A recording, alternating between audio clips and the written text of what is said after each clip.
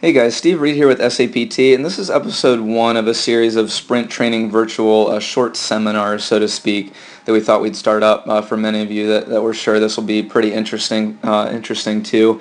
A number of our college baseball guys who've chosen to spend their off season with us this summer, we've been taking them out to a turf field every Tuesday, Thursday, just to have them perform drills to improve their movement capacity in the frontal and transverse planes to augment their potential to harness and produce power in a rotational context like the sport of baseball, but then also working on their sagittal or straight front to back movement capacity to help them, with when you think of things like traditional sprint work.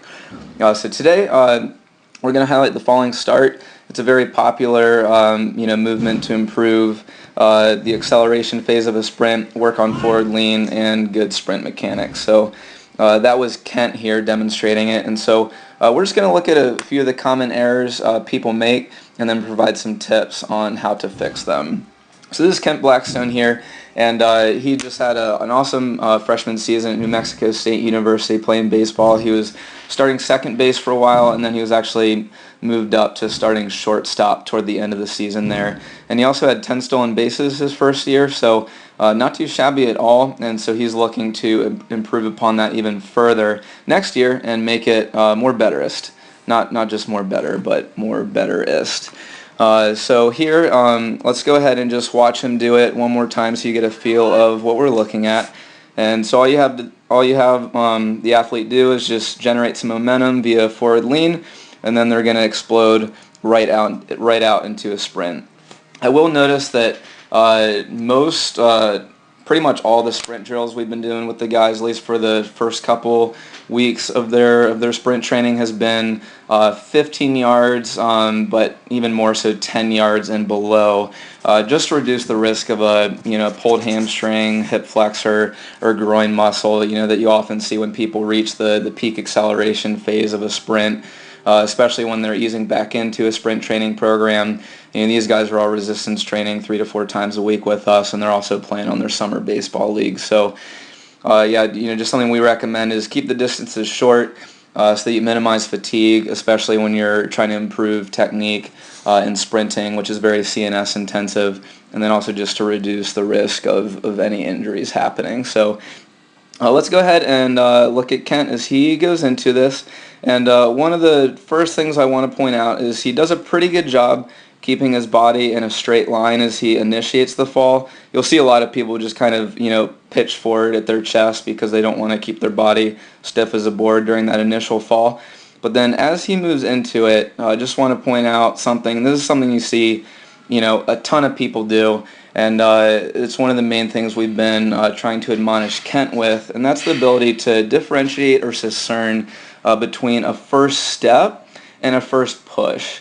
So you'll very frequently hear, parents or coaches talking about improving an athlete's first step or making sure the athlete has quick feet. The reality is quick feet don't really do anything for you if you're not actually covering a lot of ground in a short period of time. So, if you're having a lot of turnover, your feet are moving really quickly, but there's no actual real velocity achieved, then it doesn't do much for you. And so you can see Kent, if you watch it again, it looks like he has pretty quick feet off that initial start, but he doesn't have a very powerful first push.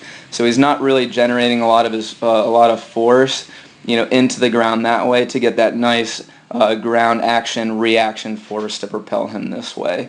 So one of the things to get him to generate more ground reaction force, especially in something like a falling start, where you have to generate all the momentum yourself from a standstill.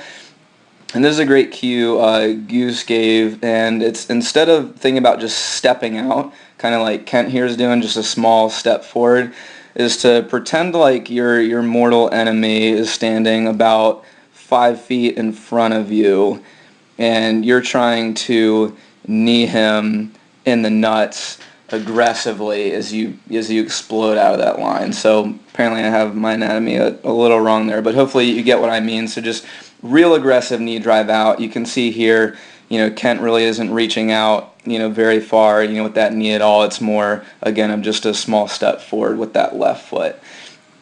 2, you'll see Kent is compensating for a lack of a strong leg drive and getting his glutes and hamstrings involved. You'll see he's compensating for that here just by pitching forward at the hips.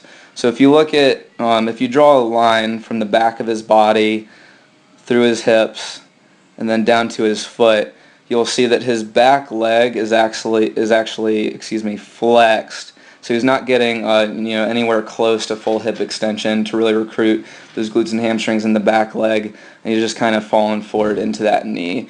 You'll see he's also reaching forward with his head. If you look at the gap between the back of his head and that line right there, he's going to pretty aggressive forward head posture, almost to try and get him to fall forward. So again, strong push off that back leg, strong knee drive for any Street Fighter fans in the crowd. That could be equivalent to a tiger knee, if you will, and just to get that nice, real strong, powerful first start. So let's go ahead and look at him after we coached him on this a little bit and see the difference. Okay, so now down here we have the after, so to speak. So let's go ahead and bring him and both screens up to the apex of that knee drive. So boom, you can see just the crazy awesome difference there. Here where he's at the top, where he's just flexing forward at the hip to compensate for lack of hip extension in that back leg, and he's bent down there. He has a much straighter line, going from his back through his hips and down to his foot right there, really pushing strong into the ground behind him, getting a nice strong knee drive up there. I'd accidentally erased the footage of the one he did after this one, where you can see he's kind of going forward with that left arm a little bit, and then he cleared that up in the last one he did. But yeah, much more powerful first push. He is overstriding a little bit, with that front foot. I think just as he attempted to really get that knee out there, his foot came forward with it. So ideally, we'd like him to be a little bit more underneath of him, just so he's not reaching out too far. But still, huge difference. He's not falling forward in that forward head posture like he's doing in the original. He's just a lot more springy and explosive in this iteration down here. So awesome job. In the second one, we also just had him keep about 85% intensity once he actually hit the ground running. But yeah, just we can compare the two. Here's what we get in the first one, and here's what we get in the second one. So then when we bring him back to here, full screen. Yeah, very good. So again, really last main thing to improve here is just, having a much more strong arm swing, a little bit out more this way, and then not letting that left arm be forward. So just driving that elbow back a little bit, try not to overstride here, and then should be good to go.